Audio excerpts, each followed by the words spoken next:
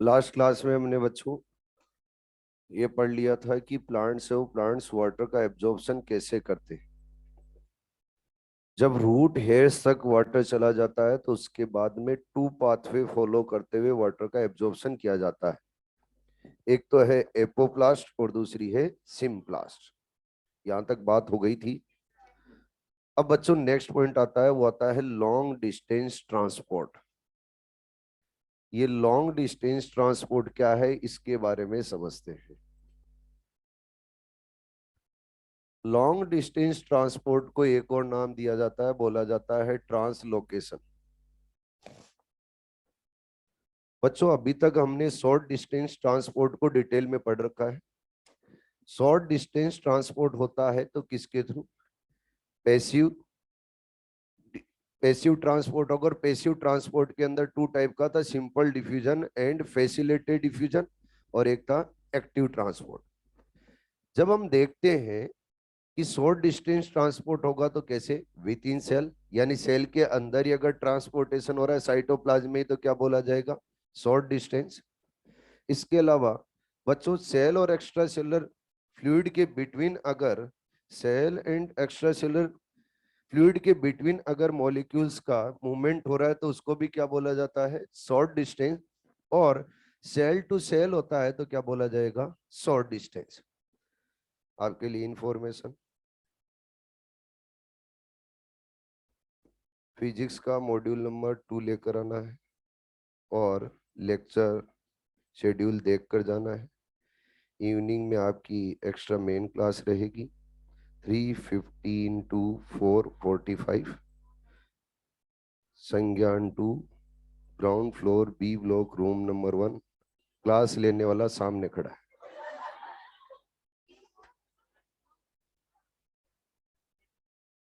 B block है क्या? आज चेंज हो गया है क्या? आज बी ब्लॉक है। बी ब्लॉक रूम नंबर 1 है ना? हाँ, रूम नंबर 1। चलिए समझते हैं। Long distance transporters, long distance transport में जब भी मॉलिक्यूल्स का ट्रांसपोर्टेशन करेंगे हम, मिल जाएगा सब यही है। कोई लंदन में नहीं है। कहाँ है क्या है ये डिस्कशन चल रहा है, समझने में कम ध्यान है और रूम ढूंढने में लग गए अभी से। मिल जाएगा, यही है, पड़ोस में ही है। लॉन्ग डिस्टेंस ट्रांसपोर्ट, जब बच्चों मॉलिक्यूल्स को आप प्लांट के one part to another part अगर ट्रांसलोकेट कर रहे हो, या फिर मैं बोलूं प्लांट के one organ to another organ अगर मॉलिक्यूल्स को ट्रांसलोकेट कर रहे हो, तो बोला जाएगा लॉन्ग डिस्टेंस ट्रांसपोर्ट।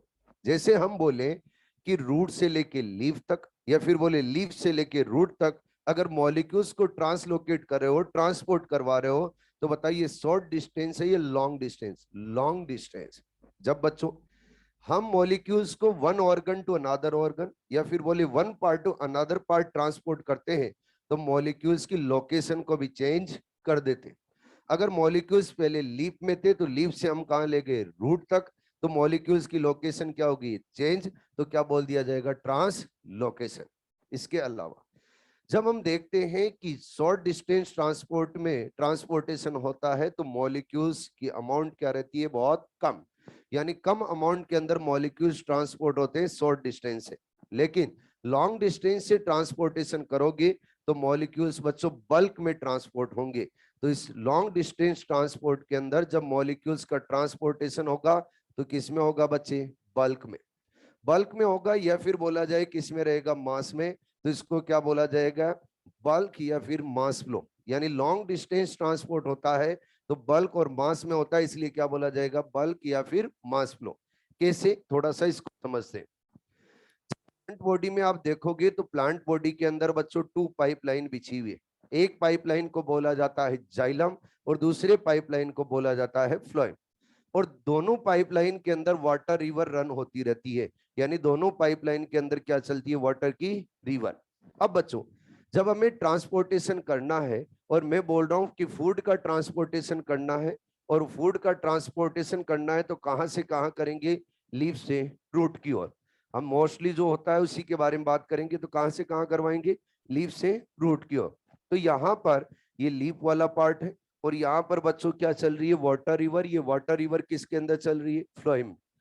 अब अगर हमें 1 या 2 मॉलिक्यूल्स ट्रांसलोकेट करवाए, एक बार में हमने 1 या फिर 2 मॉलिक्यूल्स डाले फ्लोएम में, तो 1 और 2 मॉलिक्यूल कहाँ तक गए, रूट तक। फिर आपने 1 और 2 डाले, फिर रूट तक गए। क्या धीरे धीरे मॉलिक्यूल्स ट्रांसलोकेट होंगे?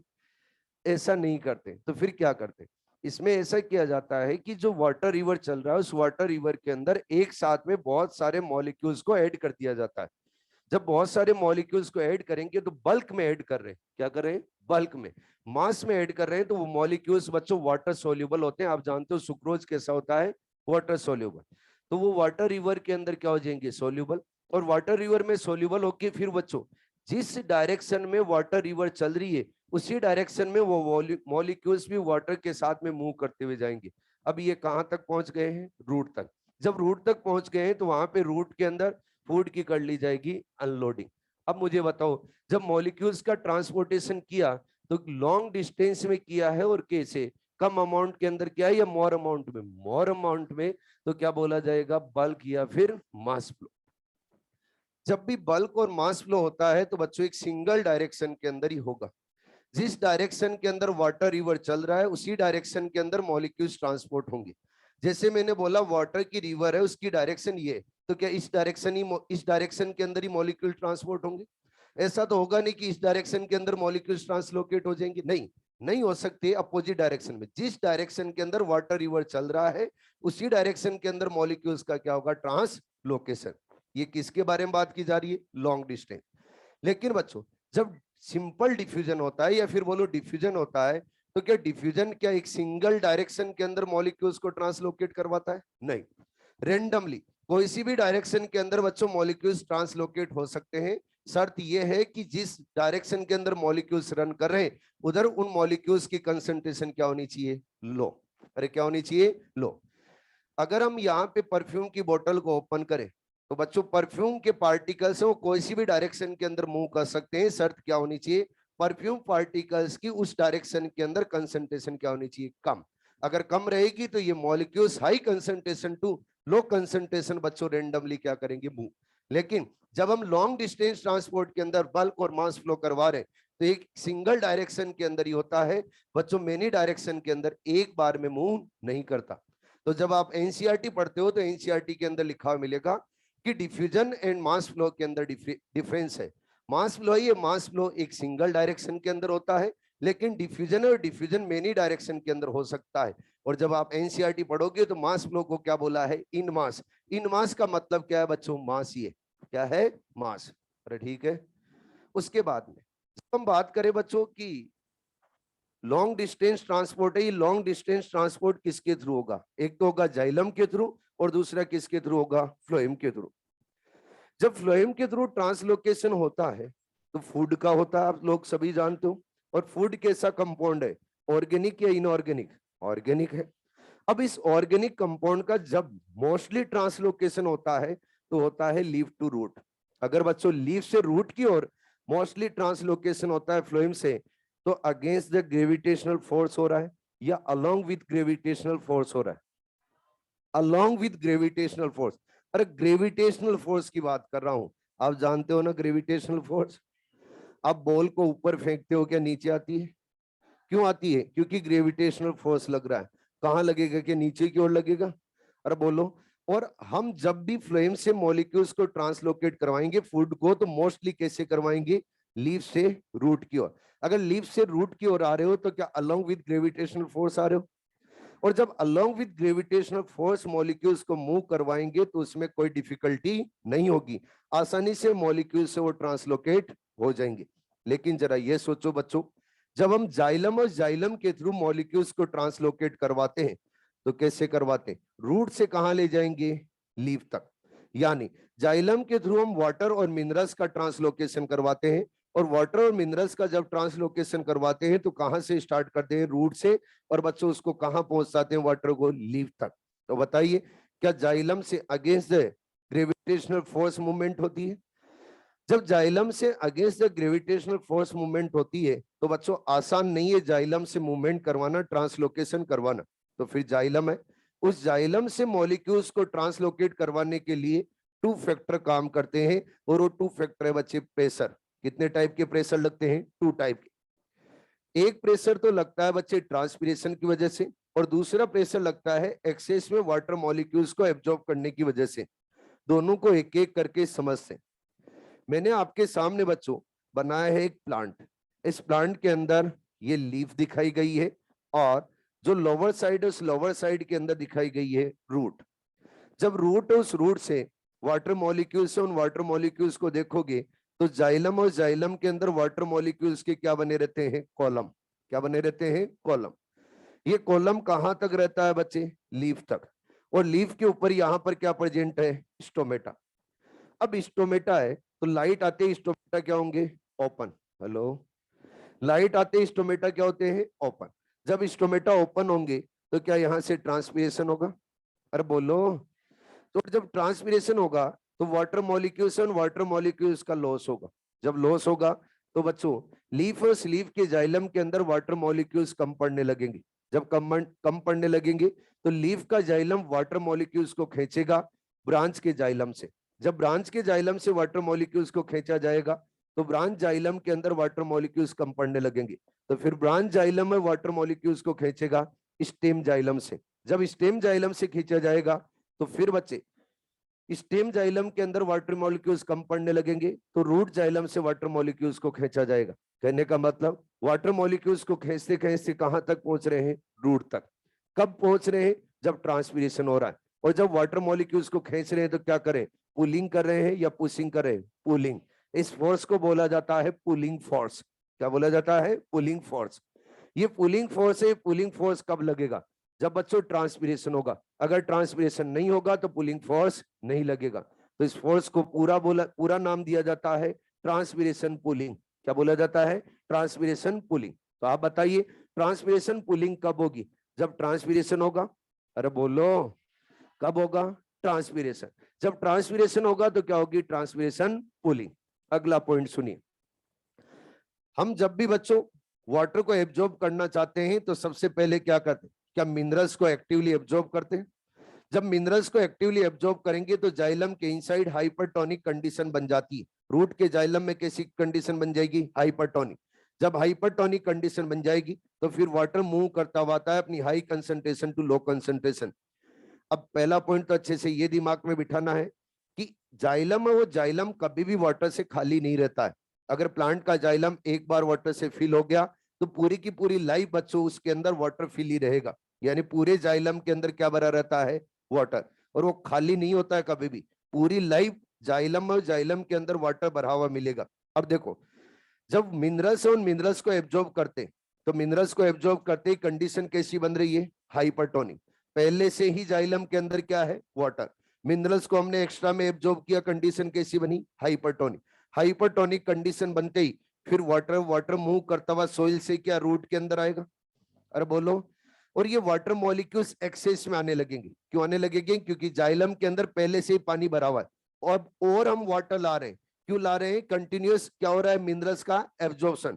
अगर कंटिन्यूअस मिनरल्स का एक्टिवली एब्जॉर्प्शन हो रहा है तो मिनरल्स की कंसंट्रेशन इनसाइड क्या है? हाई।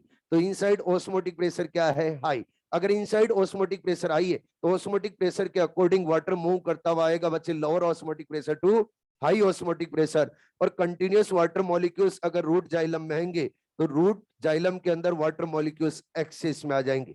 अगर रूट जाइलम के अंदर वाटर मॉलिक्यूल्स एक्सेस में आ जाएंगे तो एक्सेस में आएंगे तो वाटर मॉलिक्यूल्स आपस में क्या करेंगे बच्चे? पुशिंग। क्या करेंगे? पुशिंग। जब एक्सेस में आएंगे तो क्या पुशिंग करेंगे? धक्का मारेंगे। जब पुशिंग करेंगे तो एक फोर्स जनरेट होगा जिसको बोला जाता है पुशिंग फोर्स। ये पुशिंग फोर्स कैसे जनरेट होता है? जब वाटर मॉलिक्यूल्स एक्सेस में एब्जॉर्ब होते हैं तब। और जब बच्चों वाटर मॉलिक्यूल्स एक्सेस में एब्जॉर्ब होते हैं तो कहां पे एब्जॉर्ब होते हैं? क्या रूट के इनसाइड? तो इसको बोला जाता है रूट प्रेशर। अरे क्या बोला जाता है? Root pressure. तो अगला पॉइंट सुनिए। जब ट्रांसपीरेशन होता है तो क्या होती है? क्या पुलिंग होती है? अरे बोलो। जब ट्रांसपीरेशन होता है तो पुलिंग होती है। पुलिंग क्यों होती है? क्योंकि वाटर मॉलिक्यूल्स का क्या होने लगता है? लॉस। जब बच्चों वाटर मॉलिक्यूल्स को एक्सेस में एब्जॉर्ब करते हैं तो क्या होती है? पुशिंग होती है। और जब पुशिंग होती है तो प्रेशर जनरेट होता है। वो प्रेशर कहां पे जनरेट हो रहा है? रूट के इनसाइड। इसलिए उसको क्या बोल दिया जाता है? Root pressure. तो बताइए क्या यहाँ पे 2 टाइप के फोर्स लग रहे हैं? एक तो कौन सा है पुलिंग और दूसरा कौन सा है पुशिंग। पुलिंग के लिए कौन रेस्पॉन्सिबल है? ट्रांसपायरेशन। और बच्चों पुशिंग के लिए कौन रेस्पॉन्सिबल है? एक्सेस में वाटर एब्जॉर्प्शन। क्या उसको रूट प्रेशर बोलेंगे हम? क्या बोलेंगे? Root pressure. अब देखो ये जो दोनों प्रेशर लग रहे हैं, इन दोनों प्रेशर के पीछे रीजन क्या है? दोनों प्रेशर के पीछे रीजन क्या है? वाटर है। जब बच्चों वाटर मॉलिक्यूल्स का लॉस होने लगेगा ट्रांसपायरेशन के थ्रू, तो क्या पुलिंग होने लगेगी? उसको क्या बोलेंगे हम? Transpiration pulling. हेलो। और जब एक्सेस में वाटर मॉलिक्यूल्स को एब्जॉर्ब करने लगेंगे तो रूट के इनसाइड क्या जनरेट होने लगेगा? Root pressure. Hello.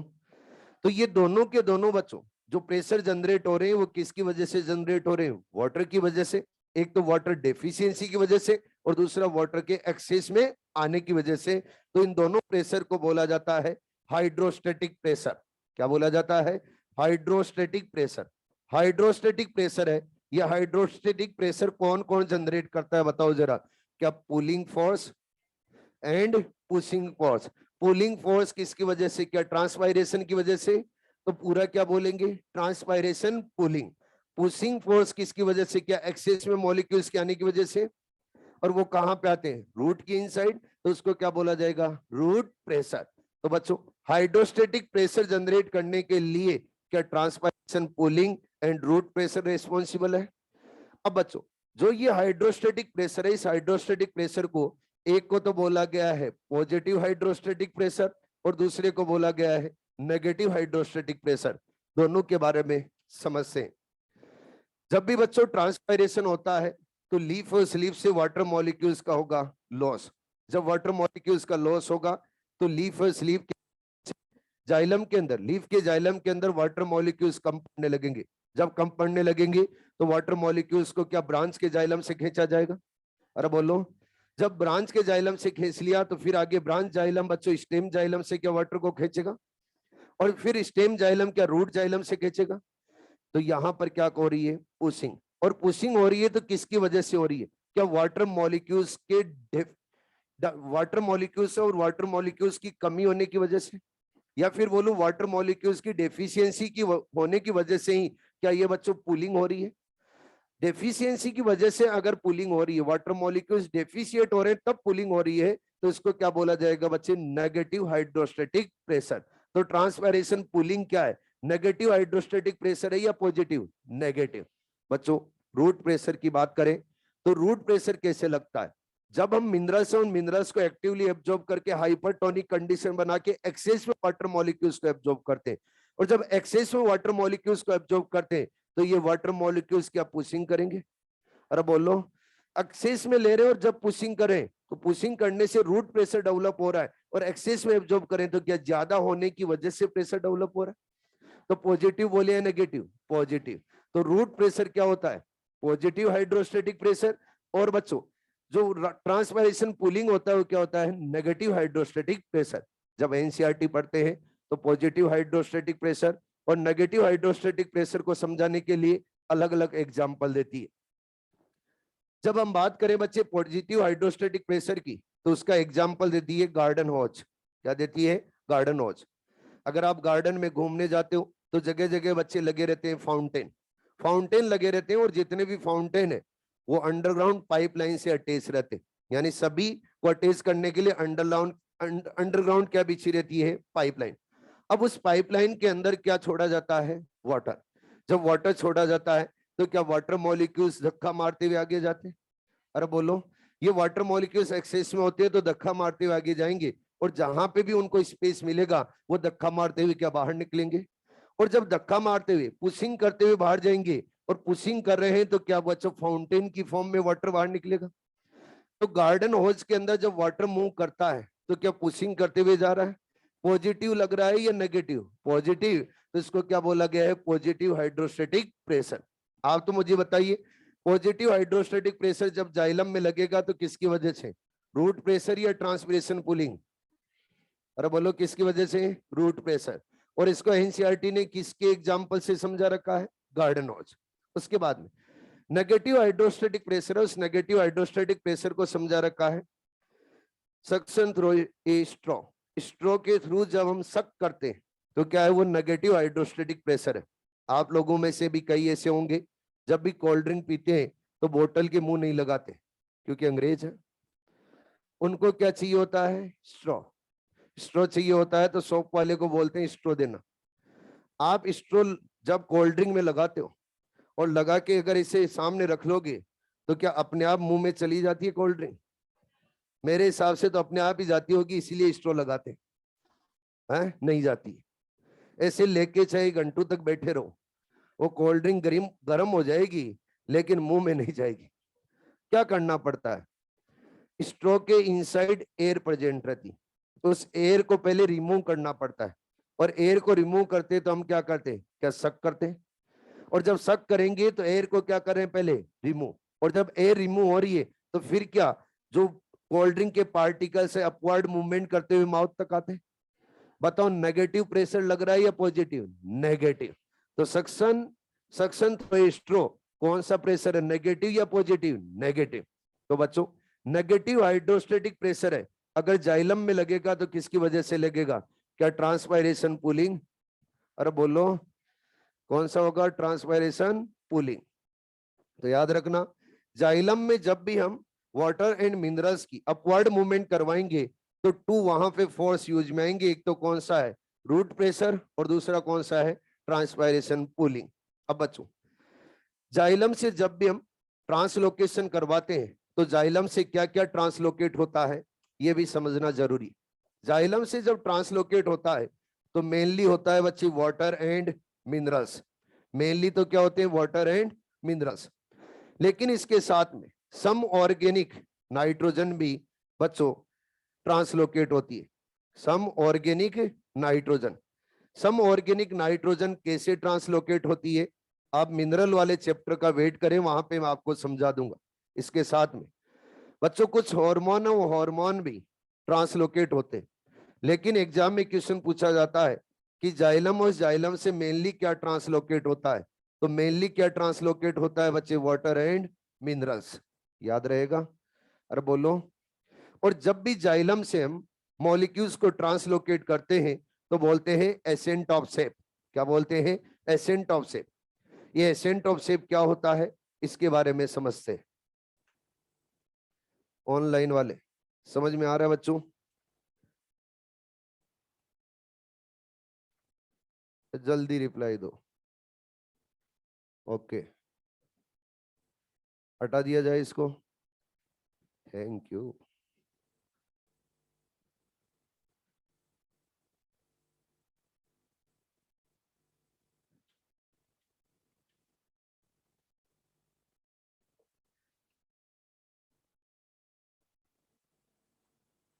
Ascent of shape.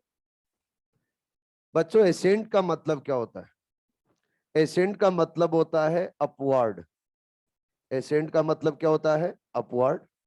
और शेप का मतलब क्या होता है, अगर वाटर एंड मिनरल साथ में है तो क्या बोला जाता है, शेप। आप लोगों ने वैक्यूल के इनसाइड जितना भी सॉलिड और लिक्विड मटेरियल था, क्या उसको सेल शेप बोला था? मैंने बोला था शेप क्यों, रीजन भी बताया था आपको, लेकिन कोई बात नहीं, फिर से बता रहा हूं। मुझे पता है चाहे कितनी बार बोल दो फिर भी आप ऐसे देखोगे जैसे कभी नहीं बताया।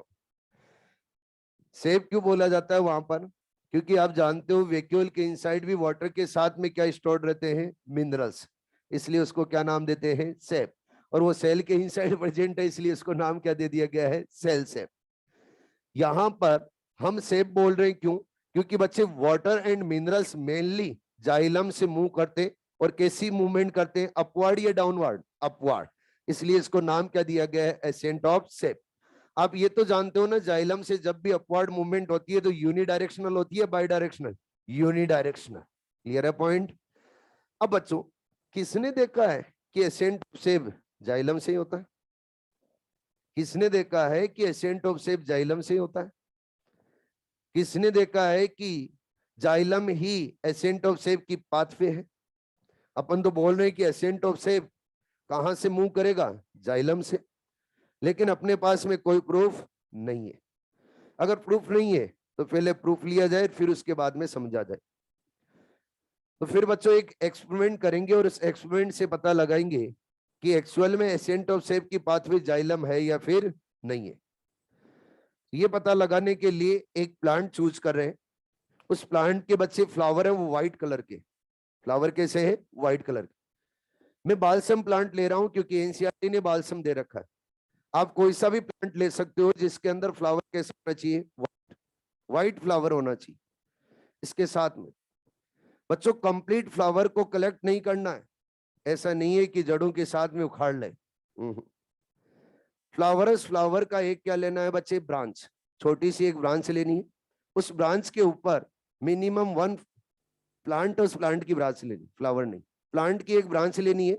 और इस ब्रांच के ऊपर मिनिमम एक क्या होना चाहिए, फ्लावर, और मिनिमम एक क्या होनी चाहिए, लीफ। मिनिमम बोला है, मैक्सिमम कितने भी हो सकते हैं। ब्रांच को हमने कट किया है, ध्यान रखना। प्लांट, उस प्लांट की ब्रांच को क्या किया है, कट। कहने का मतलब एक टहनी लिए, क्या लिए है, टहनी। एक बच्चे सॉल्यूशन बना रहे, वो सॉल्यूशन के अंदर हम वाटर ले रहे हैं, वाटर के साथ में एक डाई ले रहे हैं। डाई का नाम है इयोसिन डाई। कौन सी डाई है, इयोसिन डाई। ये इयोसिन डाई होती है रेड कलर की। कौन से कलर की रहेगी, रेड कलर। मैंने बीकर के इनसाइड इयोसिन डाई का क्या बना लिया है, सॉल्यूशन। और बीकर है, उस बीकर में बच्चे जो हमने ब्रांच को कट किया था, वो कट किया हुआ पार्ट उस बीकर के अंदर डिप कर देते हैं और स्टैंड की हेल्प से उसको क्या कर देते हैं, फिक्स। और सनलाइट के अंदर इस ब्रांच को रख देते हैं। सनलाइट में रखने के बाद में थोड़े टाइम बाद में देखते हैं तो बच्चों रिजल्ट चौंकाने वाले सामने आते हैं। जो फ्लावर है वो फ्लावर हो जाता है पिंक कलर का, और जो लीफ है वो लीफ हो जाती है बच्चे रेडिश कलर की। अब फ्लावर पिंक कलर का हो गया और लीफ है वो रेडिश कलर की हो गई, तो क्या कैसे हुआ ये समझना पड़ेगा। पहला पॉइंट तो ये, जब हमने बच्चे बालसम प्लांट लिया था या बालसम प्लांट की ब्रांच ली थी, बालसम प्लांट की ब्रांच, कहने का मतलब हमने रूट के साथ में प्लांट को नहीं लिया था। अगर रूट के साथ में प्लांट को नहीं लिया था तो वाटर अपवर्ड मूवमेंट करके जा रहा है, तभी हम बोल पा रहे हैं कि जो फ्लावर है वो पिंक कलर का हो रहा है और लीफ है वो रेडिश कलर की हो रही। अगर अपवर्ड मूवमेंट करके नहीं जाता तो इयोसिन डाई का कलर फ्लावर तक और लीफ तक नहीं पहुंचता। यानी विदाउट रूट भी वाटर को क्या कर रहे हैं, अपवर्ड मूवमेंट करवा रहे हैं। अब रूट में एक प्रेशर जनरेट होता है जिसको हम क्या रूट प्रेशर बोलते हैं। यानी बिना रूट प्रेशर जनरेट किए बिना क्या वाटर की अपवर्ड मूवमेंट करवा दी। तो फिर ये अपवर्ड मूवमेंट हुई कैसे, जब हमने बच्चे सनलाइट में रखा तो क्या स्टोमेटा के थ्रू वाटर लॉस होगा, और जब स्टोमेटा के थ्रू वाटर लॉस होगा तो क्या ट्रांसपिरेशन पूलिंग जनरेट होगी, और ट्रांसपिरेशन पूलिंग से वाटर की अपवर्ड मूवमेंट होगी। और जब वाटर की अपवर्ड मूवमेंट होगी तो वाटर के अंदर क्या डिजोल्व है, क्या इयोसिन डाई है।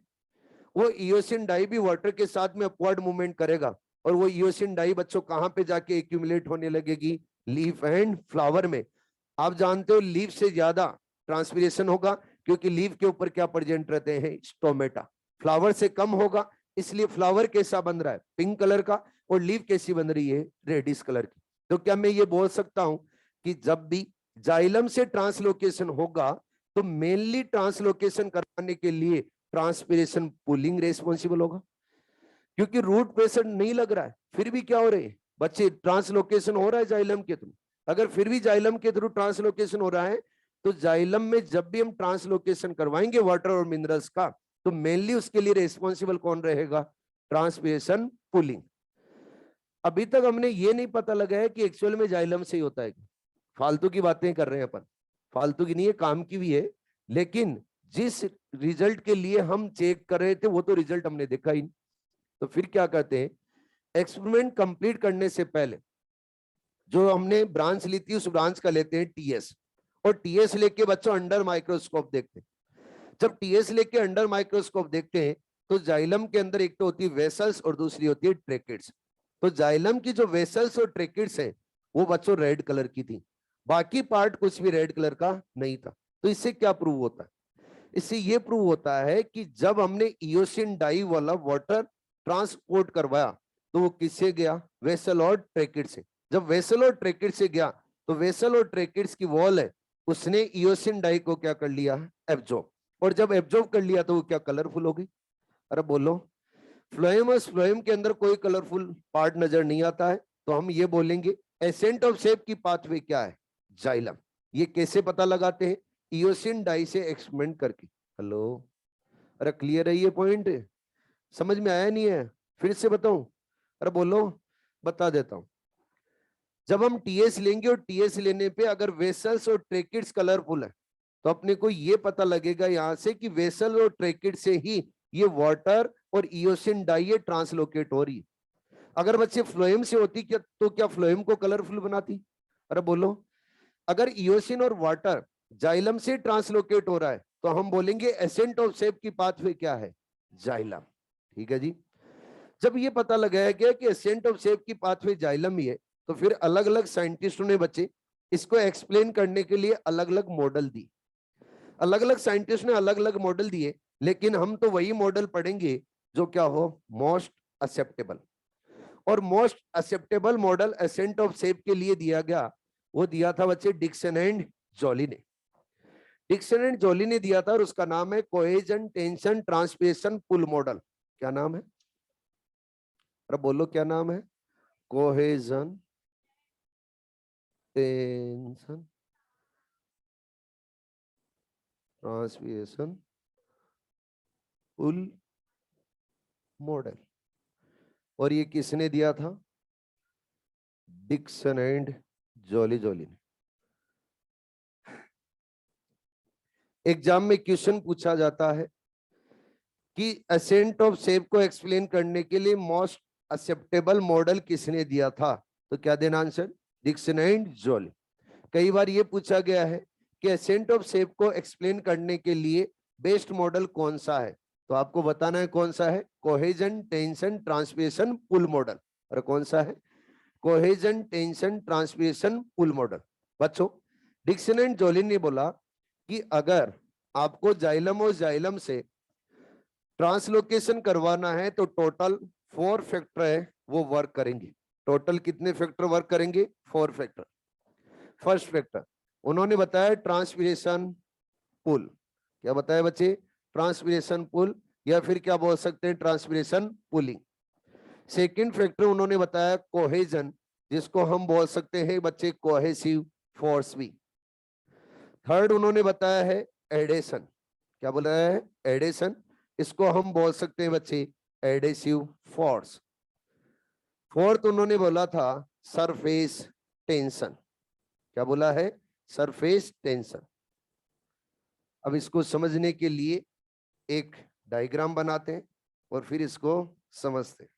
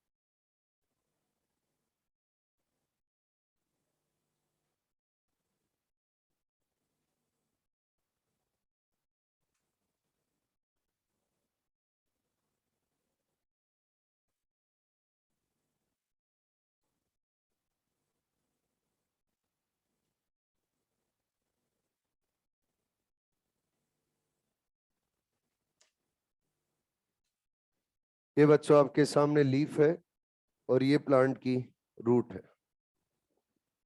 आप सभी जानते हो जब भी वाटर का एब्जॉर्प्शन किया जाता है तो रूट से किया जाता है, और रूट से जब वाटर का एब्जॉर्प्शन करते हैं तो हम प्लांट से, वो प्लांट्स हमने प्लांट से जो प्लांट्स सबसे पहले मिनरल्स का एक्टिवली एब्जॉर्प्शन करते हैं और एक्टिवली एब्जॉर्प्शन करके फिर वाटर को एब्जॉर्ब करते हैं।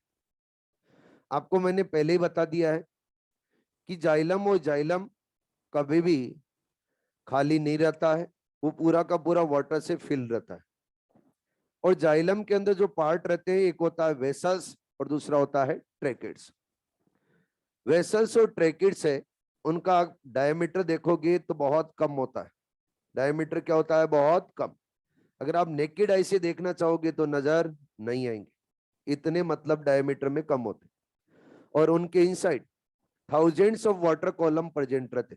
ये वाटर कॉलम बच्चों आप लोगों को नजर आएंगे root to leaf, leaf to root, यानी एक थाउजेंड्स ऑफ वाटर कॉलम रहते हैं जाइलम के अंदर, कोई एक वाटर कॉलम नहीं रहता। हमने समझने के लिए बच्चे एक वाटर कॉलम लिया है। ये वाटर कॉलम कहां से कहां प्रेजेंट है? क्या बच्चे लीफ से रूट तक है, या फिर बोले रूट से कहां तक है? लीफ तक। ये कंप्लीट क्या है? एक वाटर कॉलम। ऐसे ही थाउजेंड्स ऑफ वाटर कॉलम किसके अंदर प्रेजेंट रहेंगे? जाइलम में। अब समझते हैं, जब बच्चों ट्रांसपीरेशन होगा तो क्या यहां से वाटर का लॉस होगा? अरे बोलो। जब वाटर का लॉस होगा तो हम क्या बोलेंगे? क्या हो रहा है? ट्रांसपीरेशन। अरे क्या हो रहा है? ट्रांसपीरेशन। और जब ट्रांसपीरेशन होगा तो यहाँ पे जब यहां से वाटर मॉलिक्यूल बच्चों इवेपोरेट हुआ तो क्या पीछे वाला वाटर मॉलिक्यूल इससे पीछे वाले को खींचेगा? अब ये क्यों खींच पा रहा है? सबसे पहला पॉइंट तो जब भी ट्रांसपीरेशन होता है तो वाटर मॉलिक्यूल्स आपस में मॉलिक्यूल्स को खींचते। अगर खींचते हैं तो क्या करें? पुलिंग या पुशिंग? पुलिंग। तो इसको क्या बोला जाएगा? Transpiration pulling. अब ये ट्रांसपीरेशन पुलिंग क्यों लग पाती? ये वाटर मॉलिक्यूल, ये वाला वाटर मॉलिक्यूल इस वाटर मॉलिक्यूल को क्यों खींच पाता है? क्यों? क्योंकि बच्चे इन वाटर मॉलिक्यूल्स के बिटवीन एक म्यूचुअल फोर्स होता है। वाटर मॉलिक्यूल्स के बिटवीन जब म्यूचुअल फोर्स है तो क्या वाटर वाटर मॉलिक्यूल्स के बिटवीन म्यूचुअल फोर्स है? कहने का मतलब सेम सेम मॉलिक्यूल्स के बिटवीन क्या है? Mutual force. जब बच्चों सेम मॉलिक्यूल्स के बिटवीन म्यूचुअल फोर्स होता है तो उसको बोला जाता है कोहेसिव फोर्स। क्या बोला जाता है? Cohesive force. अब देखो, जितने भी वाटर मॉलिक्यूल्स हैं उनके बिटवीन क्या है? म्यूचुअल फोर्स है, मतलब कोहेसिव फोर्स प्रेजेंट है। अगर यहां से वाटर मॉलिक्यूल्स का लॉस हुआ, इधर ध्यान दे सारे, यहां से वाटर मॉलिक्यूल्स का लॉस हुआ तो ये वाटर मॉलिक्यूल इससे पीछे वाले वाटर मॉलिक्यूल को खींचेगा, इससे पीछे वाला ये इसको खींचेगा। ये बच्चों वाटर मॉलिक्यूल्स कैसे कैसे कैसे कैसे कहां तक पहुंच जाएंगे? रूट तक। अगर रूट तक पहुंच रहे हैं तो ट्रांसपीरेशन होगा, तभी बच्चों ये वाटर मॉलिक्यूल्स खींचेंगे। अरे क्या तभी पुलिंग होगी? और पुलिंग हो रही है तो पुलिंग के लिए कौन हेल्प कर रहा है? क्या कोहेजन हेल्प कर रहा है? अगर इन वाटर मॉलिक्यूल्स के बिटवीन म्यूचुअल फोर्स नहीं लगता तो क्या ये वाटर मॉलिक्यूल्स अपवर्ड मूवमेंट कर पाते? अरे बोलो। तो बच्चों वाटर मॉलिक्यूल्स के बिटवीन क्या रहता है? Mutual force. और इस म्यूचुअल फोर्स को क्या बोला जाता है? Cohesive force. इसी को ही हम क्या बोलते हैं? कोहेजन। अरे क्या बोलते हैं? कोहेजन। तो ये रेड वाला आप लोगों को दिखा है, ये म्यूचुअल फोर्स दिखाया है। अगर म्यूचुअल फोर्स दिखाया है तो इसको क्या बोलेंगे? कोहेजन या एडिशन? कोहेजन। किसके बिटवीन लग रहा है? सेम सेम मॉलिक्यूल्स या डिफरेंट? सेम। ध्यान रखना अच्छे से, फिर से बता देता हूं। सेम मॉलिक्यूल्स के बिटवीन जब म्यूचुअल फोर्स होगा तो क्या बोला जाएगा? कोहेजन। और अगर डिफरेंट मॉलिक्यूल्स के बिटवीन होगा तो बोला जाएगा एडेशन। और क्या बोला जाएगा? एडेशन। अब देखो, हमने बोला है कि यहां पर थाउजेंड्स ऑफ वाटर कॉलम है, और अगर थाउजेंड्स ऑफ वाटर कॉलम है तो ये वाटर कॉलम बच्चों ऐसा तो है नहीं कि जाइलम और जाइलम की वॉल से टच नहीं हो। ऐसा तो हो नहीं सकता कि वाटर कॉलम किससे टच नहीं हो? जाइलम की वॉल से टच तो होगा ही होगा। ये वाटर कॉलम जा रहा है स्ट्रेट है, तो स्ट्रेट होने का रीजन क्या है? रीजन ये है कि जाइलम और जाइलम की वॉल से क्या हो रहे हैं? टच। और जब जाइलम की वॉल से टच हो रहे हैं तो वाटर मॉलिक्यूल्स और जाइलम वॉल के बिटवीन भी क्या लग रहा है? फोर्स। जब जाइलम वॉल एंड बच्चे xylem wall and water molecules के बिटवीन फोर्स लग रहा है, ये सेम सेम मॉलिक्यूल्स के बिटवीन लग रहा है या डिफरेंट मॉलिक्यूल? डिफरेंट। तो इस फोर्स को क्या बोला जाता है? एडेसिव फोर्स, और इसको क्या बोल दिया जाएगा? एडेशन। अब बच्चों ये एडेसिव फोर्स और एडेशन क्या करता है? क्या वाटर कॉलम को सपोर्ट देगा? यहां से ये वाटर कॉलम जा रहा है और ये वाटर कॉलम के मॉलिक्यूल्स है। ये मॉलिक्यूल्स अगर बच्चे जाइलम और जाइलम की वॉल से टच रहेंगे तो क्या जाइलम की वॉल इनको सपोर्ट देगी? और अगर सपोर्ट देगी तो क्या वाटर कॉलम सीधा बना रहेगा? अरे बोलो, अगर जाइलम की वॉल सपोर्ट नहीं देगी तो क्या वाटर कॉलम और वाटर कॉलम की स्टेट मूवमेंट हो पाएगी? क्या अपन उसकी अपवर्ड मूवमेंट डायरेक्टली करवा पाएंगे? नहीं। इसलिए बोला जाता है कि जब वाटर कॉलम और वाटर कॉलम बनता है जाइलम के अंदर, तो water column and xylem wall के बिटवीन भी एक क्या लगता है? फोर्स। वो डिफरेंट मॉलिक्यूल्स के बिटवीन लग रहा है, इसलिए इसको क्या बोला जाएगा? एडेसिव फोर्स, और इसको क्या बोलेंगे? एडेशन।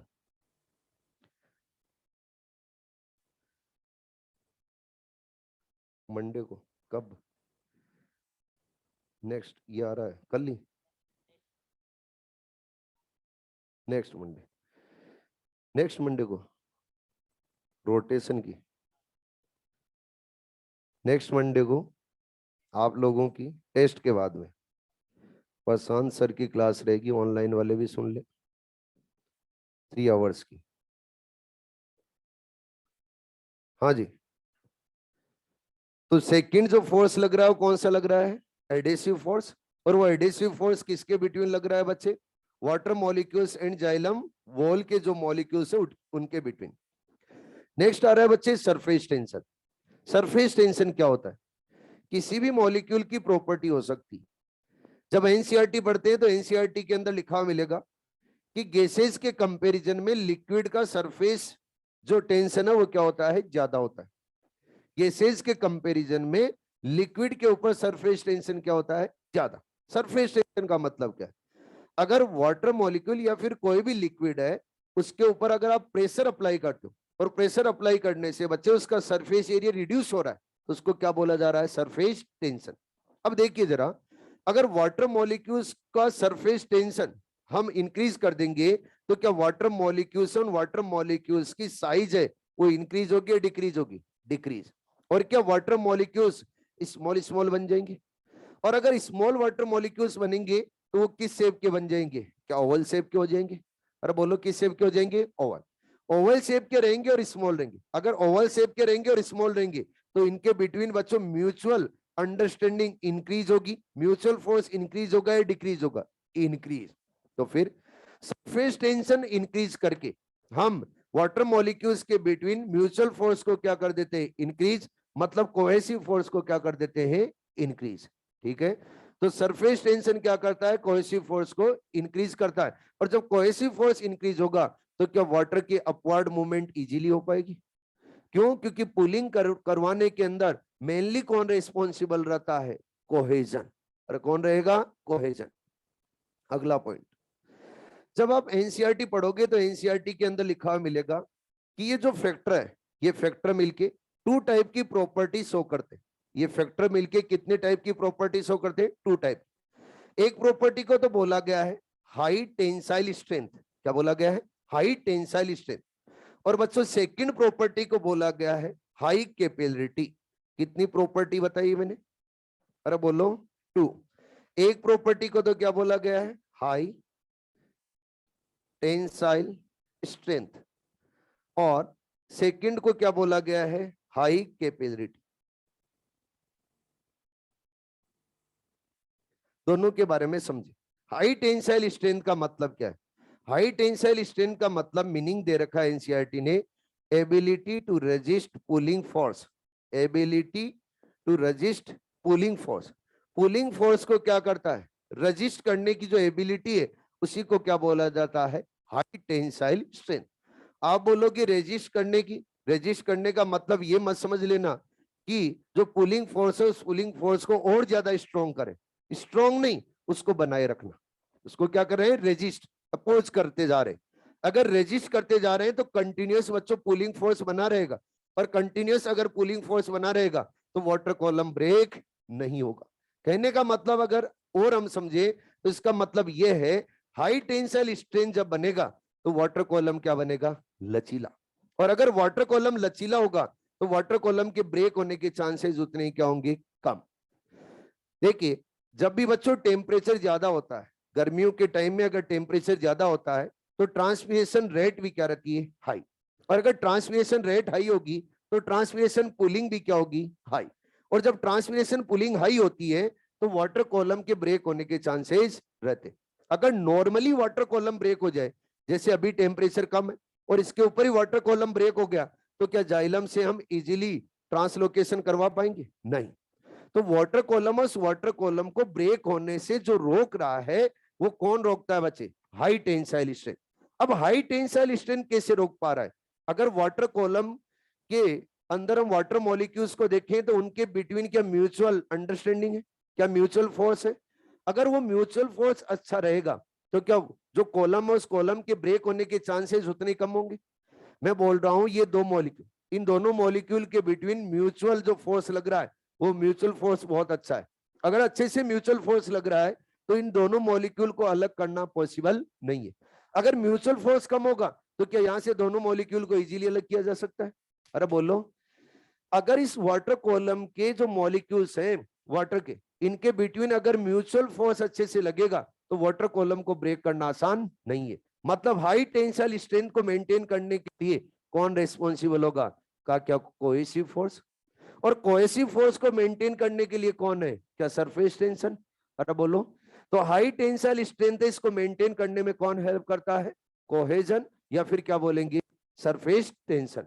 अब देखो आपसे एग्जाम में क्वेश्चन पूछा जाएगा और क्वेश्चन में ये बोला जाएगा कि अगर समर के अंदर टेम्परेचर हाई है और टेम्परेचर हाई होने के बाद में भी जाइलम में प्रेजेंट वाटर कॉलम है वो ब्रेक नहीं हो रहा है, अगर वाटर कॉलम ब्रेक नहीं हो रहा है तो इसको ब्रेक होने से कौन रोक रहा है। आपके ऑप्शन के अंदर या तो मिलेगा कोहेजन, सरफेस टेंशन, या फिर क्या मिलेगा हाई टेंसाइल स्ट्रेंथ। ठीक है जी, अरे क्या मिलेगा, हाई टेंसाइल स्ट्रेंथ, या फिर लिखा हुआ मिल सकता है टेंसाइल स्ट्रेंथ। देख सकते हो आप ऐसा क्वेश्चन आया हुआ भी है।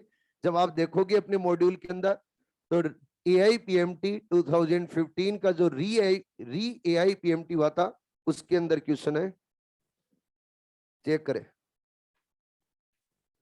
AIPMT 2015 AIPMT 2 हुई थी उस टाइम, तो जो री AIPMT हुआ था उसका क्वेश्चन है 13 या 14 होगा शायद, 14 है ना। करो देखिए सोल्व, जल्दी करो, हो जाएगा, अरे बोलो पक्का। अब देखो दूसरा दिया हुआ है यहाँ पे हाई कैपेबिलिटी। हाई कैपेबिलिटी का मतलब क्या है, ability to rise, ability to rise thin tubes. Thin tube के अंदर हम अगर एबिलिटी को राइज करते, थिन ट्यूब की एबिलिटी को क्या कर रहे हैं, राइज, तो उसको क्या बोला जाता है, हाई कैपेबिलिटी। समझिए इसको भी थोड़ा सा। जाइलम के अंदर जो वेसल्स और ट्रेकिड्स होते उनका अगर डायमीटर देखेंगे तो ज्यादा या कम है, कम है। तो हम अगर लैब में जाएं तो कैपिलरी ट्यूब देखते हैं, बहुत पतली पतली होती है कैपिलरी ट्यूब, और उनका डायमीटर भी क्या होता है, बहुत कम। एक तो बच्चों वाटर फ्लो करवा रहे हैं हम कैपिलरी ट्यूब के अंदर, और एक वाटर फ्लो करवा रहे हैं एक बड़ी पाइप के अंदर। दोनों में से किसके अंदर प्रेशर ज्यादा रहेगा, कैपिलरी ट्यूब में। क्यों, क्योंकि उसका डायमीटर क्या है, कम है। यही बना रहा है हाई कैपेबिलिटी।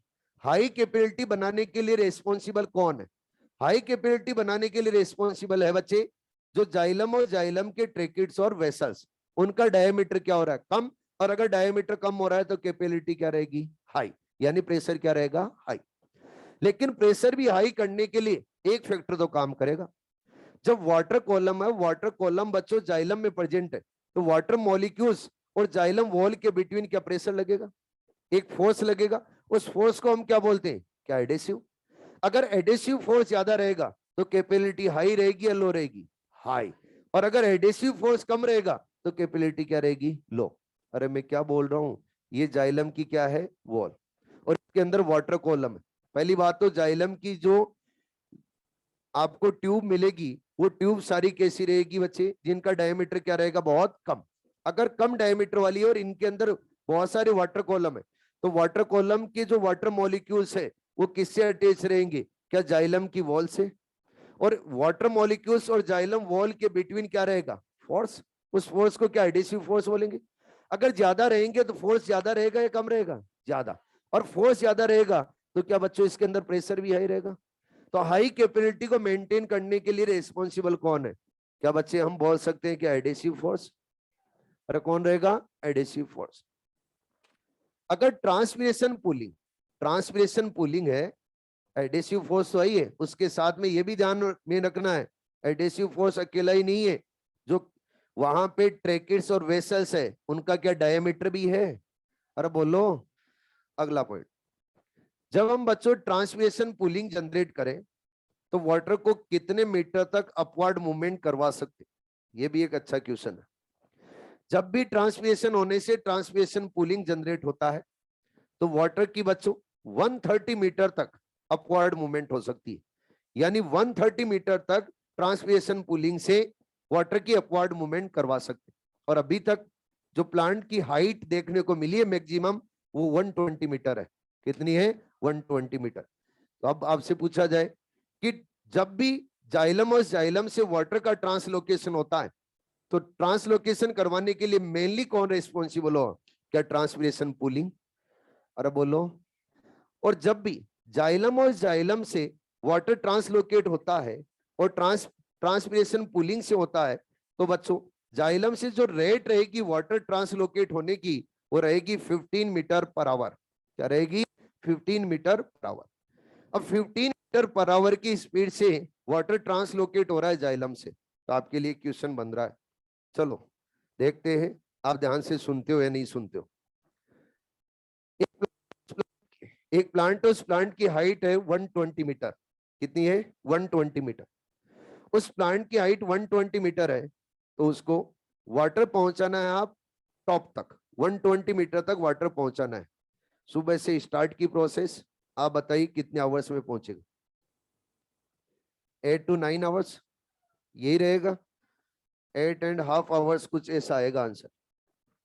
अगर बच्चों 8.5 आवर्स लगेंगे वाटर को पहुंचाने में तो ट्रांसपिरेशन कब स्टार्ट होगा? क्या सनलाइट आने पे? अरे यस और नो? ऑब्वियसली कब होगा? सनलाइट आने पे। सनलाइट आई, ट्रांसपिरेशन स्टार्ट हुआ, वाटर की अपवर्ड मूवमेंट चल रही है। कितने आवर्स लगेंगे ऊपर तक पहुंचाने में? 8 आवर्स। वहां पे तो डिमांड अभी है कि तुरंत वाटर चाहिए, अगर नहीं मिला वाटर तो फिर क्या हो जाएगी? सेल की डेथ। तो फिर क्या किया जाए? जब शाम होगी तो 8 घंटे नहीं होंगे, फिर सनलाइट गायब, वाटर तो ऊपर तक पहुंचा ही नहीं है। जाइलम कभी भी खाली नहीं होता। आप कैलकुलेशन कैसे करे हो? क्या खाली जाइलम की? बिल्कुल आप ऐसे ही कैलकुलेशन करे हो। जो कैलकुलेशन करे हो कैसी है? एम्पेटी जाइलम की, यानी जाइलम के अंदर बिल्कुल भी वाटर नहीं है, उसकी कैलकुलेशन करे हो। एक्चुअल में जाइलम कभी भी खाली नहीं होता। क्या वो बच्चे पानी से भरा हुआ रहता है? और जब हमें 15 मीटर पर आवर की स्पीड से भी अगर वाटर को ट्रांसलोकेट करवाएंगे तो भी विद इन हाफ आवर में ही वाटर को हम कहां से, सोइल से कहां तक पहुंचा देंगे? टॉप तक, 120 मीटर तक पहुंचा देंगे। इतनी स्पीड से चलती है प्रोसेस। क्यों? क्योंकि जाइलम ऑलवेज पानी से भरा हुआ रहता है, कभी भी खाली नहीं होता। और आप कैसे कैलकुलेशन करते हो खाली जाइलम की? ये लो, इतने आवर्स लग गए तो प्लांट की तो डेथ ही हो जाएगी। ऐसा नहीं होता। अगला जो बच्चों नेक्स्ट प्रेशर लगता है वो लगता है रूट प्रेशर। क्या लगता है बच्चे? Root pressure. रूट प्रेशर है वो, रूट प्रेशर वीक होता है। रूट प्रेशर क्या होता है? वीक होता है। आप बोलोगे रूट प्रेशर कैसे वीक होता है? हमने पढ़ा है कि रूट प्रेशर को जनरेट करने के लिए सबसे पहले मिनरल्स को एक्टिवली एब्जॉर्ब करना है, और मिनरल्स को एक्टिवली एब्जॉर्ब करके वाटर मॉलिक्यूल्स को एक्सेस में एब्जॉर्ब करना है। जब वाटर मॉलिक्यूल्स एक्सेस में एब्जॉर्ब होंगे तो वाटर मॉलिक्यूल्स क्या करेंगे? पुशिंग। तो पुशिंग फोर्स जनरेट होता है, तब क्या बोलते हैं? Root pressure. अब जब रूट प्रेशर जनरेट हो रहा है रूट के इनसाइड जब रूट प्रेशर जनरेट हो रहा है तो मैं बोल रहा हूं रूट प्रेशर क्या होता है? वीक होता है। पुशिंग फोर्स से जनरेट हो रहा है। तो मैंने क्या किया, आप सभी स्टूडेंट की एक लाइन बनाई, यहां सभी को एक लाइन में खड़ा कर दिया। पीछे वाले स्टूडेंट से मेरी दुश्मनी थी तो मैंने पीछे वाले स्टूडेंट को जोर से धक्का मारा। अगर मैं पीछे वाले स्टूडेंट को जोर से धक्का मारूंगा तो क्या वो आगे वाले को मारेगा? क्या बच्चे पुशिंग होते हुए आगे तक जाएगी? जो आगे आगे स्टूडेंट खड़ा था वहां तक पुशिंग करते करते पहुंचेंगे तो क्या बहुत ज्यादा वीक हो जाएगी? तो पुशिंग फोर्स क्या होता है? वीक होता है। अगर पुशिंग फोर्स वीक होता है तो रूट प्रेशर भी क्या होगा? वीक होगा। और अगर रूट प्रेशर वीक होगा तो रूट प्रेशर की वजह से कभी भी टॉल प्लांट के अंदर वाटर एंड मिनरल्स का ट्रांसलोकेशन नहीं कर सकते। फिर आप बोलोगे क्या स्मॉल प्लांट में हो सकता है? यस, जो स्मॉल प्लांट रहेंगे उनके अंदर रूट प्रेशर से हम बच्चे वाटर एंड मिनरल्स का ट्रांसलोकेशन कर सकते हैं। लेकिन टॉल प्लांट के अंदर वाटर एंड मिनरल्स को ट्रांसलोकेट करवाने के लिए मेनली कौन रेस्पॉन्सिबल रहेगा? Transpiration pulling. समझ में तो आ रहा है क्या?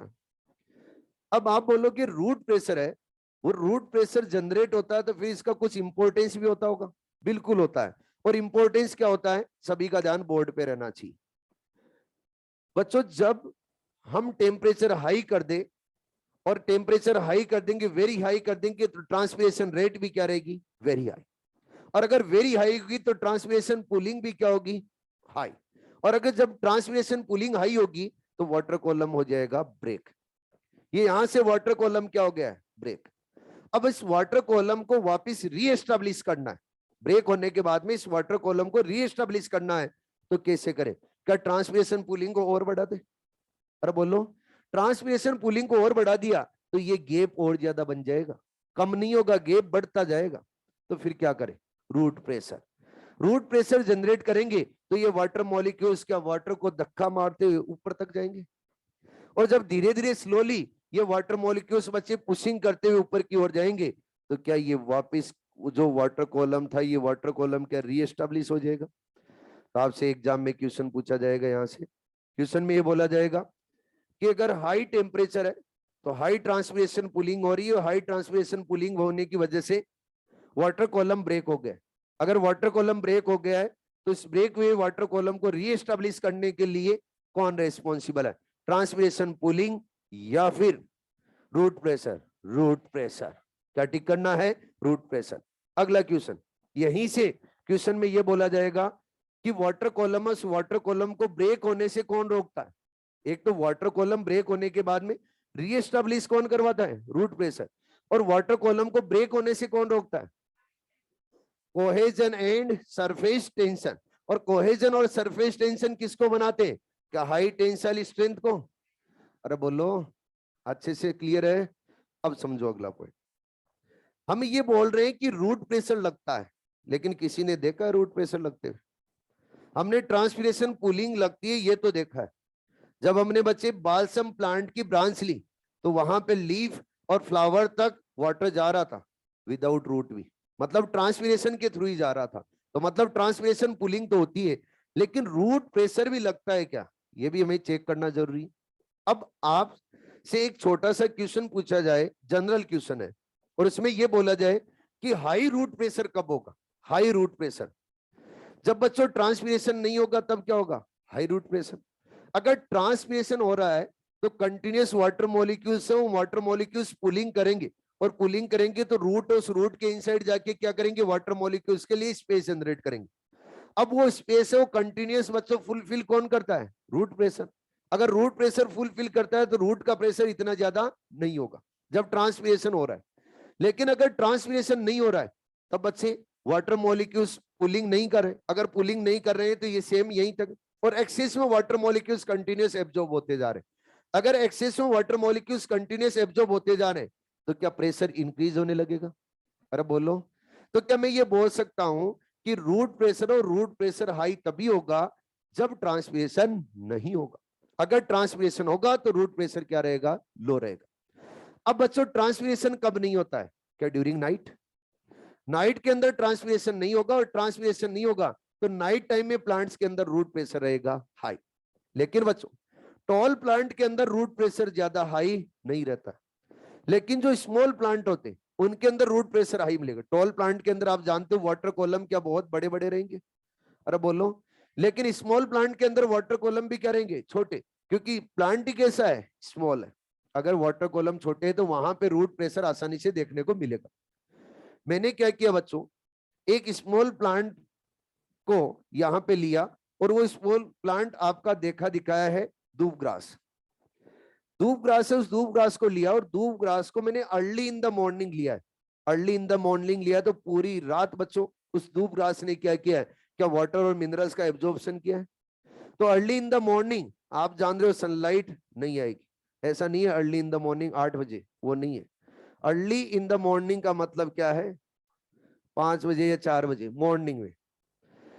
जब उस बच्चे धूप ग्रास को लिया और एक मेरे पास में थी शार्प ब्लेड, उस शार्प ब्लेड से क्या किया, उस धूप ग्रास के स्टेम को कट कर दिया और कट करके देखता रहा बच्चों, स्टेम और स्टेम से drop by drop water molecules बाहर आने लगे। बताओ क्या ट्रांसपिरेशन हो रहा है। Early in the morning sunlight नहीं आ रही है तो ट्रांसपिरेशन नहीं हो रहा, अगर ट्रांसपिरेशन नहीं हो रहा तो ट्रांसपिरेशन पुलिंग नहीं हो रही, अगर ट्रांसपिरेशन पुलिंग भी नहीं हो रही फिर भी ये वाटर मॉलिक्यूल्स कंटिन्यूअस आते जा रहे, तो किसकी वजह से, क्या वाटर मॉलिक्यूल्स के एक्सेस में एब्जॉर्ब होने की वजह से। और एक्सेस में एब्जॉर्ब होंगे तो क्या ये पुशिंग करेंगे, और पुशिंग करेंगे तो रूट के इनसाइड क्या जनरेट होगा, प्रेशर, उसको क्या बोला जाएगा, रूट प्रेशर। हेलो, मतलब रूट प्रेशर तो लगता है। अब रूट प्रेशर लगता है तो रूट प्रेशर के इंपॉर्टेंस क्या होते हैं बच्चों, कुछ इंपॉर्टेंस भी है और कुछ हार्मफुल भी है। इंपॉर्टेंस और हार्मफुल प्रोसेस दोनों को देख लेते हैं। एक प्रोसेस होती है जिसको बोला जाता है गटेशन। क्या बोला जाता है, गटेशन। ये गटेशन क्या होता है, लीफ और स्लीव के मार्जिन पे, लीफ के मार्जिन पे बच्चों पोर्स प्रेजेंट रहते, स्टोमेटा के जैसे, स्टोमेटा नहीं होते, स्टोमेटा के जैसे पोर्स प्रेजेंट रहते हैं, उन पोर्स को बोला जाता है हाइडेथोर्स। क्या बोला जाता है, हाइडेथोर्स, हाइडेथोर्स बोला जाता है। और हाइडेथोर्स के थ्रू कंटिन्यूअस बच्चों वाटर का लॉस होता रहता है। उन हाइडेथोर्स के थ्रू जब कंटिन्यूअस वाटर का लॉस होता है तो उस वाटर के साथ में मिनरल्स भी आते हैं, drop by drop water molecules वहां से रिलीज होते रहते हैं हाइडेथोर्स। वो drop by drop water molecules release होते हैं तो उसका रीजन क्या है, हाई रूट प्रेशर। इसका एग्जांपल आप लोगों ने जनरल लाइफ में देखा है। अगर हम बच्चों मॉर्निंग वॉक पे जाएं और अगर गार्डन में जा रहे हैं और गार्डन में धूप ग्रास लगा हुआ है और धूप ग्रास में अगर हम नंगे पांव घूमे तो अपने पूरे पैर के, वहां पे सुबह सुबह गार्डन में पानी तो किसी ने दिया नहीं है, अर्ली इन द मॉर्निंग किसी ने पानी तो दिया नहीं, फिर भी धूप ग्रास है, उस धूप ग्रास में पानी है, कहां से आया ये वाटर, आया कहां से, गटेशन से। किससे आता है, गटेशन से। लीफ और स्लीव के मार्जिन से drop by drop water molecules release होते रहते हैं और उसका रीजन क्या होता है, एक्सेस में रूट प्रेशर डेवलप होने की वजह से। जब रूट प्रेशर एक्सेस में डेवलप होता है तो बच्चों उनको वाटर मॉलिक्यूल्स और वाटर मॉलिक्यूल्स को बाहर निकालना भी जरूरी होता है। तो इन लीफ और स्लीव की मार्जिन के ऊपर क्या प्रेजेंट रहते हैं, पोर्स, जिनको क्या बोला जाता है, हाइडेथोर्स। ये हाइडेथोर्स कभी भी क्लोज नहीं होते, ओपन रहते। कैसे रहते हैं, ओपन। और हाइडेथोर्स के थ्रू कभी भी ट्रांसपिरेशन नहीं होगा, ये बता देता हूं, हाइडेथोर्स के थ्रू ट्रांसपिरेशन नहीं होता है। अब बच्चों हाइडेथोर्स से वाटर इजीली कैसे रिलीज हो जाता है, हाइडेथोर्स के जस्ट नीचे लूज पेरेनकाइमा प्रेजेंट रहता है, पेरेनकाइमा टिश्यू का नाम है, और लूज प्रेजेंट रहेगा तो इंटरसेलुलर स्पेस क्या रहेगा, ज्यादा, और इंटरसेलुलर स्पेस ज्यादा है और लूज पेरेनकाइमा है बच्चे हाइडेथोर्स के जस्ट नीचे, तो उसको बोला जाता है एपिथेम टिश्यू। टिश्यू का नाम क्या रखा जाएगा बच्चे, एपिथेम टिश्यू। ये एपिथेम टिश्यू क्या करता है, लूज पेरेनकाइमा रखता है, इंटरसेलुलर स्पेस ज्यादा रहेगा, तो जब भी प्रेशर बनेगा तो बच्चे इस इंटरसेलुलर स्पेस से वाटर मूव करता हुआ कहां जाएगा, बाहर। अब जब गटेशन से वाटर का लॉस हो रहा है तो क्या वाटर के साथ में मिनरल्स भी जाएंगे, क्या वेपर्स की फॉर्म में लॉस हो रहा है, क्या वाटर ड्रॉप की फॉर्म में, वाटर ड्रॉप की फॉर्म। अगर ड्रॉप बाय ड्रॉप लॉस हो रहा है तो बच्चे उस वाटर के अंदर डिजोल्व रहेंगे क्या, मिनरल्स भी। तो गटेशन से वाटर के साथ में मिनरल्स का भी लॉस होता है। लेकिन ट्रांसपीरेशन में बताओ क्या वाटर के साथ में मिनरल्स का लॉस होता है, कभी भी ट्रांसपीरेशन के अंदर वाटर के साथ में मिनरल्स का लॉस नहीं होता। हेलो, अरे समझ तो पा रहे हो। अगला पॉइंट आगे हम देखें तो एक है बच्चे ब्लीडिंग। नेक्स्ट प्रोसेस क्या दी हुई है, ब्लीडिंग। ब्लीडिंग क्या है, अगर प्लांट उस प्लांट के पार्ट में कट लगाए, कई बार हम देखते हैं आते जाते अपन आराम से तो चलते नहीं है, जो भी दिखता है उसकी या तो कान खींचेंगे या टांग खींचेंगे। हम जब भी आते जाते हैं और आसपास में प्लांट लगा रहता है तो उसका लीफ तोड़ने का बड़ा शौक रहता है अपने को, कि चल इसकी तोड़ के डाल देते हैं। उसको लेंगे नहीं हाथ में, ऐसे तोड़ी फेंकी। और कई बार हम लीफ है, उस लीफ को जैसे ही तोड़ेंगे प्लांट से, तो उसमें से बच्चे ड्रॉप ड्रॉप बाय ड्रॉप या तो वाटर रिलीज होता है या फिर व्हाइट कलर का लेटेक्स रिलीज होता है। देखा भी होगा आपने। ये व्हाइट कलर का लेटेक्स आता कहां से, किस वजह से ये लेटेक्स रिलीज हो रहा है? उस प्लांट के अंदर हाई रूट प्रेशर है। और जब हाई रूट प्रेशर है तो बच्चे जब भी हम उसके प्लांट के ऊपर इंजरी क्रिएट करेंगे तो वहां से या तो लेटेक्स की फॉर्म में या फिर वाटर ड्रॉप्स की फॉर्म में क्या रिलीज होता है? वाटर। उस लेटेक्स के अंदर वाटर भी है, वाटर के अलावा कुछ अदर मटेरियल भी रिलीज होता है, लेकिन वाटर का तो लॉस हो रहा है नहीं हो रहा है? अरे बोलो। अगर प्लांट बॉडी में कट लगाने के बाद में अगर वाटर लॉस हो रहा है मिनरल्स के साथ में, तो क्या बोला जाएगा? ब्लीडिंग। और अगर विदाउट कट लगाए बिना, विदाउट कट लगाए बिना, विदाउट कट अगर वाटर एंड मिनरल्स का लॉस हो रहा है तो क्या बोला जाएगा? गटेशन। दोनों में डिफरेंस अच्छे से पता होना चाहिए आपको। देखो अगर हम जनरल लाइफ में देखें तो हमने बहुत सारे एग्जांपल्स भी ऐसे देखे। शुगर मेपल, शुगर मेपल से जब शुगर कलेक्ट किया जाता है तो क्या उसके ऊपर कट लगाया जाता है? और कट लगाते हैं तो बच्चे उससे क्या रिलीज होता है? शुगर। क्यों रिलीज होता है? क्योंकि उसके अंदर रूट प्रेशर क्या होता है? हाई। क्या आपने ओपीएम देखा है? अरे पेपावर सोमनीफेरा। ओपीएमस, ओपीएम से जब बच्चों ओपीएम कलेक्ट किया जाता है तो कैसे? उसके अंदर फ्लूइड लगते हैं, उस फ्लूइड के ऊपर कट लगाए जाते हैं शार्प ब्लेड से। जब कट लगाए जाते हैं तो व्हाइट कलर का लेटेक्स रिलीज होता है। उसी लेटेक्स को कलेक्ट करके फिर बनाई जाती है मॉर्फिन कोडीन। ठीक है ना? अब जो लेटेक्स रिलीज हो रहा है वो लेटेक्स किसकी वजह से? High root pressure. और क्या कट लगाने पे रिलीज हुआ या अपने आप? कट लगाने पे। तो क्या ब्लीडिंग हो रही है? अरे बोलो। रबर कलेक्ट करते हैं, रबर कलेक्ट करते हैं तो स्टेम के ऊपर कट लगाते हैं, और स्टेम पे कट लगाते हैं तो रबर रिलीज होता है। ये रबर भी रिलीज हो रहा है स्टेम पे कट लगाने से, तो किसकी वजह से? High root pressure. इसके अलावा बच्चे अगर हम देखें तो एक और होता है टोडी पाम। टोडी पाम से रिलीज होता है टोडी, और उसको कलेक्ट करके लोग ड्रिंक करने के लिए यूज में लेते हैं। छत्तीसगढ़ बिहार इधर मिलते हैं। हाँ ठीक है।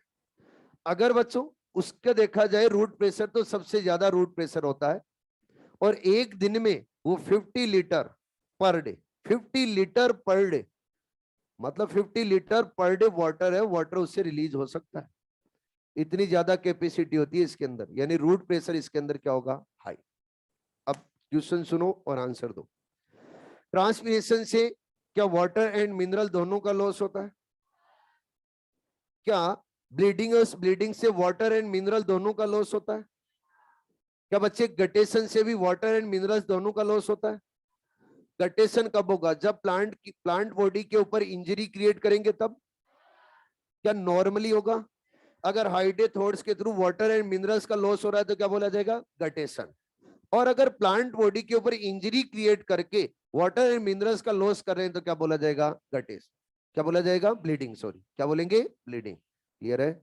यहां तक समझ में आया अच्छे से? Next, phloem transport. क्या आता है बच्चे? Phloem transport. ऑनलाइन वाले समझ में आया?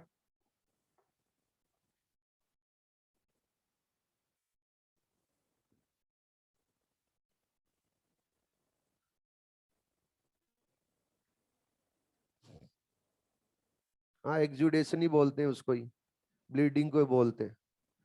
आप तो मुझे बताओ, जब भी अपनी बॉडी, हेलो हेलो, ऑफलाइन वाले भी इधर ध्यान देंगे, ऑनलाइन वाले तो।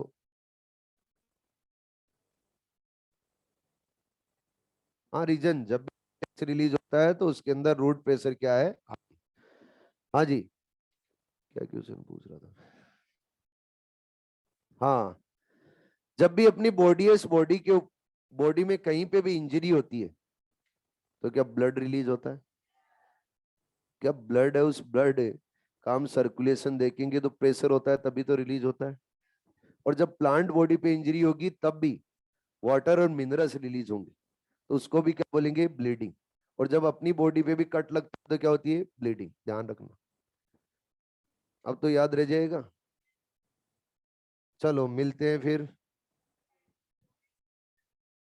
क्या? चलो मिलते हैं फिर एक्स्ट्रा क्लास में।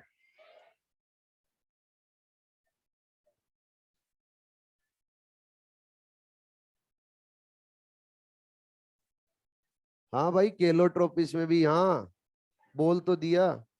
कॉपी पेस्ट मत करो ज्यादा। 315 पे है, एक्स्ट्रा क्लास है वो 315 पे है, और वो होगी फ्लोएम ट्रांसपोर्ट से स्टार्ट। और फ्लोएम ट्रांसपोर्ट से एग्जाम में क्वेश्चन आते हैं, ध्यान रखना।